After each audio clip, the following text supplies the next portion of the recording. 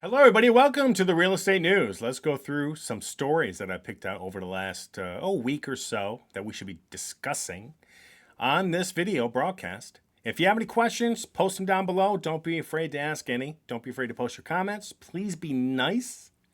And let's go through some of these stories and see what you think. The White House seeks affordable housing plans. This ought to be interesting.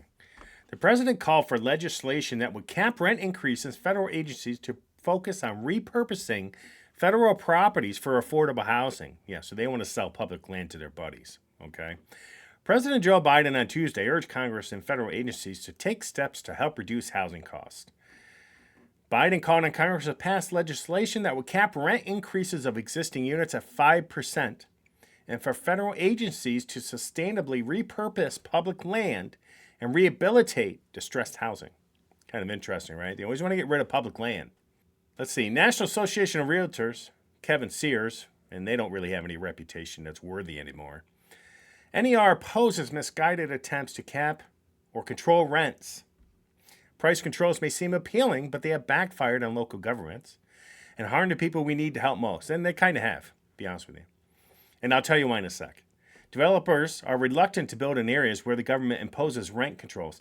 And I'll be honest with the builders, they don't build anything that someone with a median income is going to buy anyways. I mean, they want to build these McMansions, $500,000 and up. The average Joe Schmo making 50, 60 grand a year doesn't want to buy that. They can't afford to buy that after they pay for cars, car insurance, student loans, all that other stuff. So the developers are ridiculous too. We can protect the most vulnerable by supporting targeted assistance to renters and housing providers when there's a gap between rising wages and rising rent. But the long-term solution remains increasing supply. Look, we don't have a housing shortage in the United States. It's a lie. When you have companies owning 20, 30,000 rental properties, single-family homes, we don't have a rental shortage at all. And you don't have one in the villages neither. There's a bunch of them in the villages, right? Housing's everywhere. Rent control is a rare instance where the research is fairly conclusive. It doesn't work, right? So let's go down here a little bit more. Families deserve housing that's affordable. It's part of the American dream, Biden said. Rent is too high and buying a home is out of reach for too many working families and young Americans. After decades of failure to build enough homes, I'm determined to turn that around, yeah. The legislation Biden proposed would require landlords to keep annual rent increases no more than 5% or lose access to faster depreciation write-offs beginning this year and extending through 26. So there's another thing they're doing in some of these rent caps, and they're going after your tax incentives. And another thing FHA is doing, and also Fannie Mae and Freddie Mac, if you want one of their loans, they're going to whack you with some things that you have to do. So they're forcing you to obey when you're the one paying for these properties. So it says here, the administration said the Federal Housing Finance Agency will also announce new actions to protect families renting residence financed by Fannie Mae and Freddie Mac. Now, Fannie Mae and Freddie Mac were not supposed to be government agencies. They aren't government agencies. They're private. So I don't get why Fannie Mae and Freddie Mac, which were probably taken over by the government back in 2008 and never released, they have no right in doing this. So those include requiring a 30-day notice before rent increases, 30-day notice for lease expirations, and providing a 5-day grace period before imposing late fees on rental payments. Now, don't get me wrong, a lot of states already have all this. Like New York State, they have this already. And all these agencies, and I won't even count Fannie Mae or Freddie Mac government agencies because they're not supposed to be, they need to keep their nose out of it. Stick to lending. Stop telling people what to do. Okay, now don't get me wrong. They need to have restrictions like this on government spending. That's the problem. When you are spending $1 trillion a quarter, printing $1 trillion a quarter on BS, you have nothing to say to people that are paying the bills, trying to provide housing for tenants, and following the law. Leave them alone. If you want to do something in the government, then put restrictions on yourself and put restrictions on your spending. That'll make life easier.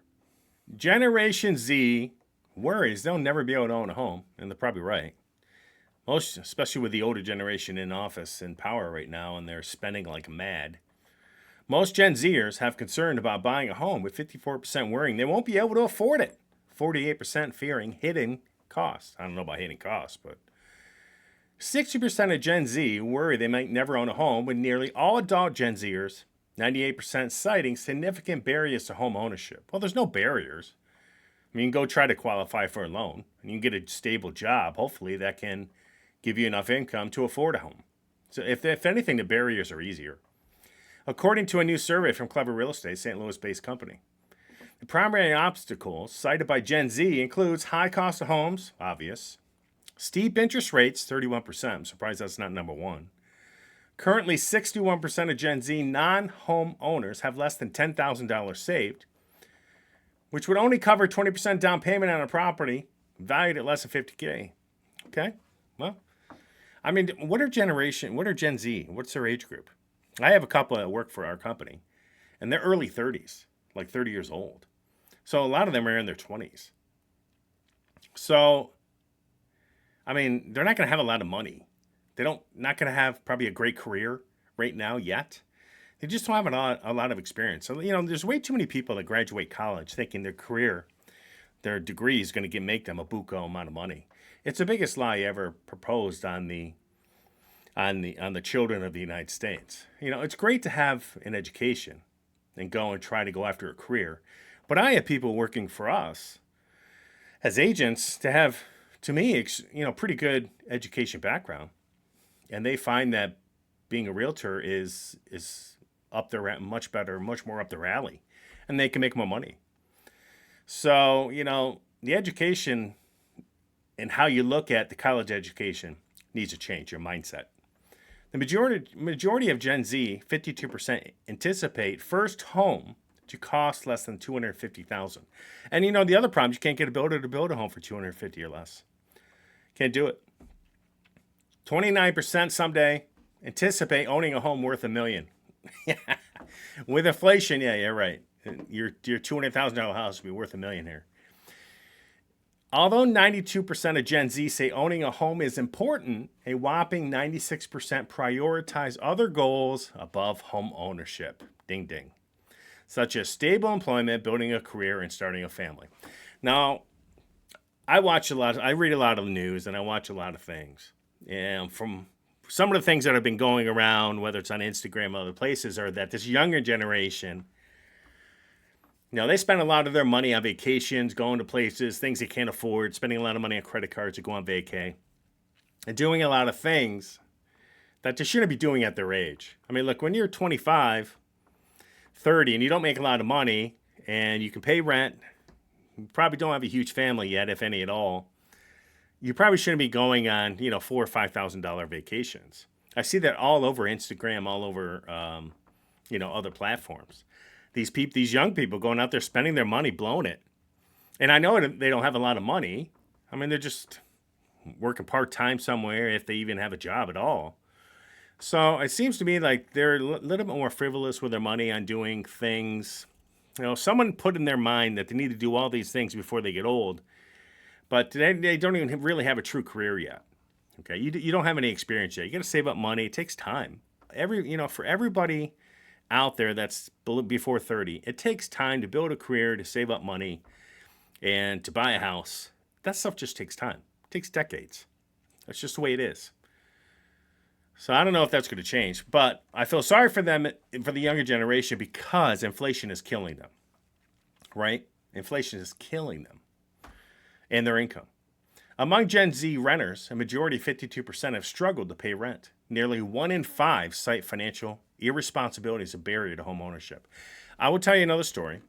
I was just doing a rental for someone, a client of mine, and the rent was probably $2,000 a month, but it was a 4-bed, 2.5 bath. It was a big house.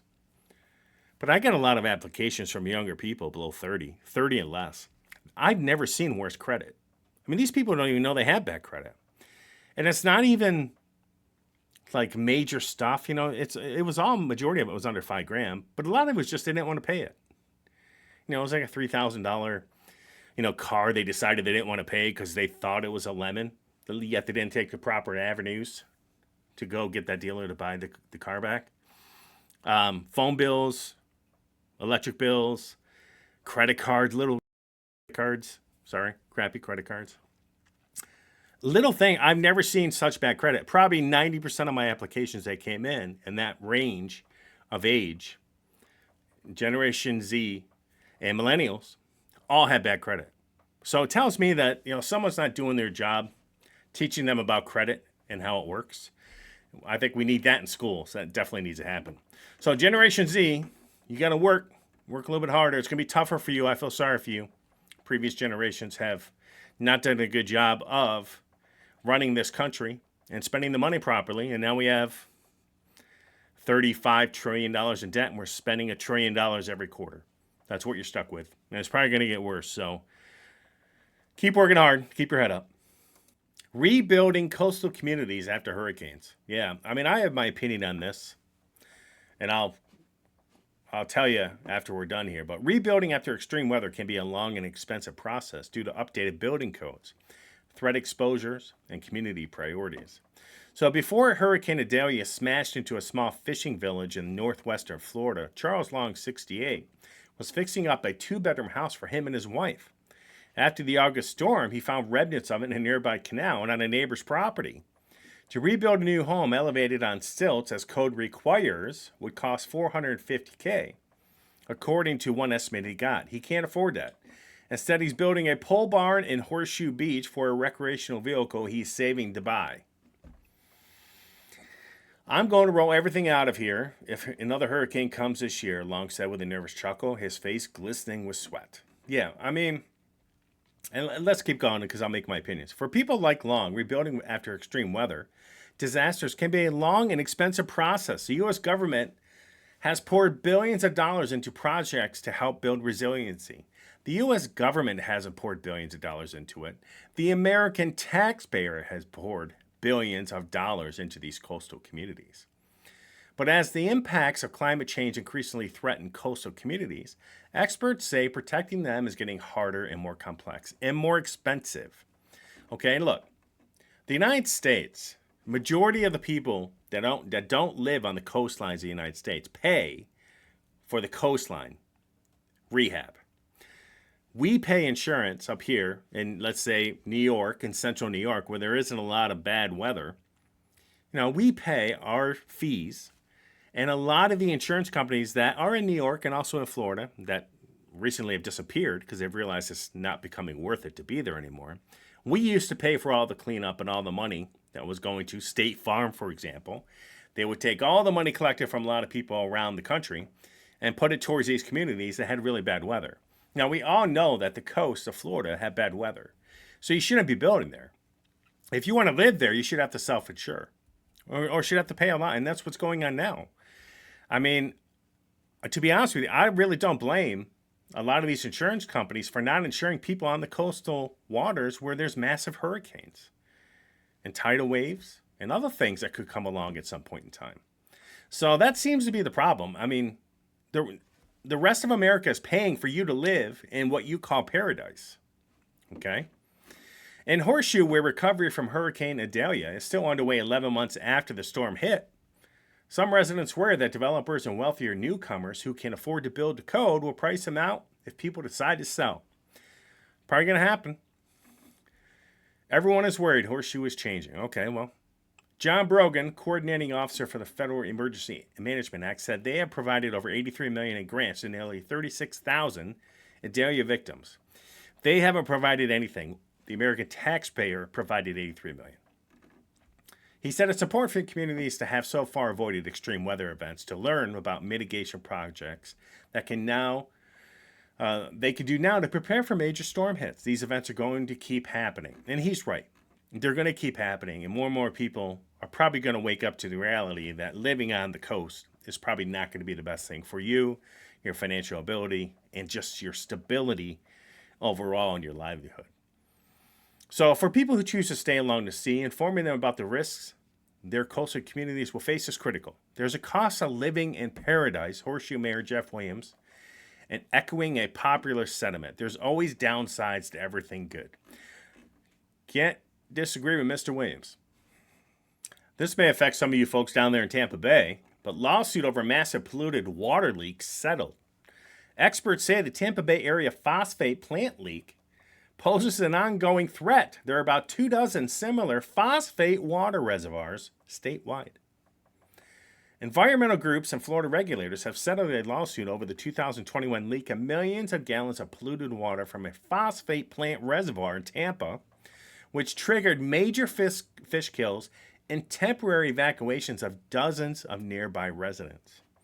The settlement filed Monday in federal court in Tampa, requires the Florida Department of Environmental Protection to issue a Clean Water Act permit that will ensure oversight and accountability for any future discharges from the Piney Point facility, said Reagan Whitlock, attorney at the Center of Biological Diversity.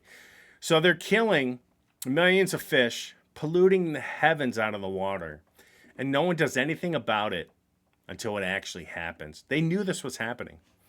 The facility near the mouth of Tampa at Manatee County operated for 20 years without such a permit.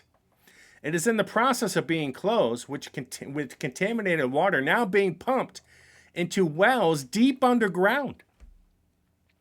It clearly is too little too late. This is something state regulators could have done a long time ago, Whitlock said. But the facility will still continue to pose a threat to Tampa for a long time. In addition to the permit, the settlement calls for the state to pay $75,000 for the Tampa Bay Estuary Program to monitor water quality. All this is going to cost extra money now. It costs money. The reservoir contains stacks of gypsum, a slightly radioactive byproduct of phosphate fertilizer production. After its owner went bankrupt, the state took over its operation and allowed dredge material to be stored there. So who is the owner that went bankrupt? And why aren't they being held responsible? This is an environmental catastrophe. Who is this owner? I didn't look it up, but I will. Put it in next week. Okay, so I was so curious as to who is responsible for this leak. And it's HRK Holdings that purchased Piney Point in 2006, but filed for bankruptcy in 2011 after about 170 million gallons of toxic water spilled into Tampa. State leaders have vowed to hold the owners of Piney Point accountable. They better. This is a natural catastrophe. HRK Holdings has a spotty environmental and financial record. It purchased the land in 2006, but it's been under state ownership since the previous owner went bankrupt in 2001. HRK promised to clean up Piney Point when it bought the site from the state, and instead it allowed Port Manatee to dump dredging waste into one of the 3 retention ponds. An investigation by Bradenton Herald found that HRK knew about the tear in the lining in 2011, but the company never told county officials, and about 170 million gallons of toxic water spilled into Tampa. HRK filed bankruptcy in 2011, saying it couldn't afford to clean up the waste. What a surprise. Ron DeSantis declared a state of emergency for the site, the reservoir that leaked about 215 million gallons of water and one of 3 at the Piney Point site. Two others which have not been drained yet. Beyond the evacuations, the contaminated release triggered a red tide outbreak that killed more than 600 tons of fish and other aquatic life in summer 2021 around Tampa. The state legislature has appropriated about $100 million to close Piney Point for good. $100 million ain't going to do it. Trust me on that. That'll be $1 billion by the time they're done. It wasn't too long ago the shorelines, once teeming with life, were littered with all kinds of dead fish for months. And now the birds are eating them. Other sea life is eating them. Do you get my drift? That's what's going to happen. This brings some closure to the past and shifts the focus to making sure mechanisms are in place to prevent them more tragedy in the future. There are about 24 other similar phosphate wastewater reservoirs in Florida, according to the U.S. EPA. Sad. It's a joke. HOAs seem to be the big trend lately in Florida, because they're passing laws to limit what they're able to do. Can an HOA change rules about a house color? After an HOA approves a house paint color, can association board members change their minds 2 years later? Make sure the HOA is following the rules. So here's a question. 2 years ago, we filled out the appropriate form with paint samples for the house, trim, and new roof and submitted it to our community association, which the board approved. Recently, the new board president sent us a letter telling us that although we were approved in 22, it was incorrect. And when we needed to paint again, we could not use the paint color that was previously approved. Can a new board change its mind after the fact and prohibit it from touching up our paint or repainting our house in the same color? Answer: Homeowners Association can only tell residents what color to paint their homes if their declaration of covenants allows it. If the declaration has a range of colors, a board or architectural committee must follow the rules and let owners pick from those options. They cannot do so if the declaration does not expressly give the board the power to choose. So that's one of the things. The only thing I have a problem with, these people got approved 2 years earlier. They just want to touch up their home. Because, some sides of your house may get a lot more sun than others. You just need to repaint that side, touch it up, no big deal. They won't even let them touch up their house. So they're going to let their house get worse. And then when they go to paint, they have to use another color, which is going to cost them a lot more money. So that's the only problem I have with this, is that their board approved it. They should be grandfathered in until they get to the point where they may want to paint their house again. And then they have to go with a new color. But it's ridiculous. They should be able to touch up their house as needed based on the approval from the previous association. However, if the documents do not allow your association to pick colors, it cannot start now. If the prior board incorrectly allowed you to paint your house an unapproved color, the new board cannot force you to repaint your house. So I'll talk to an attorney on that. The Fed is more confident inflation is slowing. Yeah, we've heard that before. We've heard it for 2 years now. Fed Chair Jerome Powell wouldn't say when the first rate cut would occur. Of course not, because he's stuck. He's not going to cut rates. But economists say it could be September. Don't listen to any economist. Zero. Don't listen to any of them. They're all on crack. Chairman Jerome Powell said Monday that the Federal Reserve is becoming more convinced that inflation is headed back to 2% target. It's not going to happen. It can happen with the federal government spending $1 trillion every quarter, $4 trillion every year on top of everything else. It's insane. We've had 3 better readings, and if you average them, that's a pretty good pace. Man, the things that they post to the public and the people believe it is just baffling. Powell declined to provide any hints of when the first rate cut would occur, of course.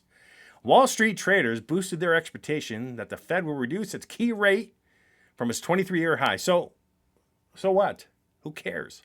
So if you're going to go from 5 to 5.25, 5 to 4.75, 4.5, it's not going to make a difference. Not going to make a difference. Inflation's so high right now, and I'm going to read this on so you know what I mean. Last week, the government reported that consumer prices declined slightly from May to June, bringing inflation down to a year-over-year rate of 3%. If you believe that 3% figure, you deserve everything you're going to get, because that inflation is nowhere near 3%. And let me tell you why. So-called core prices, which exclude energy and food costs, and often provide a better read of where inflation is likely headed, climbed 3.3% from a year earlier, below 3.4%. You have to include energy and food. That's where most people are spending all their money right now. They've seen the biggest increase of inflation, and it's going to continue. I mean, what's a gallon of gas right now? Near $4, $3.50, $4 here in New York? Now, I'm not saying I'm a Trump fan at all, but when Trump left office, it was in the 2s here in New York State. Powell stressed that the Fed did not need to wait until inflation actually reached 2%, but he's gonna, because it's never going to reach 2%. If you wait until inflation gets all the way down to 2, you probably waited too long, Powell said, because it takes time for the Fed policies to take effect. I could just say this, that the Federal Reserve is stuck. There's really nothing they can do. They can't lower rates. If they do, it's horrible. Oil's, right now, the only thing really helping the U.S. economy, oil is somewhat lower than it has been, but the price of gasoline is still high. So it tells me that these guys are stuck. They really don't know what to do. I think they're pulling out pieces of paper from a hat and going from there. And it's anybody's guess where the U.S. economy is going. My guess is not much is going to happen before this election, but we shall see. All right, everybody, that wraps it up for the real estate news for the week. Thank you so much for stopping by today. Don't be afraid to go to our website. Check out our Villages tab. Florida 55 plus tabs. You'll be able to search for homes, find homes, list your house. We can point you in the right direction when it comes to real estate within the state of Florida, and especially the villages. Thanks again for watching. Everybody have an awesome day, and we will talk to you soon.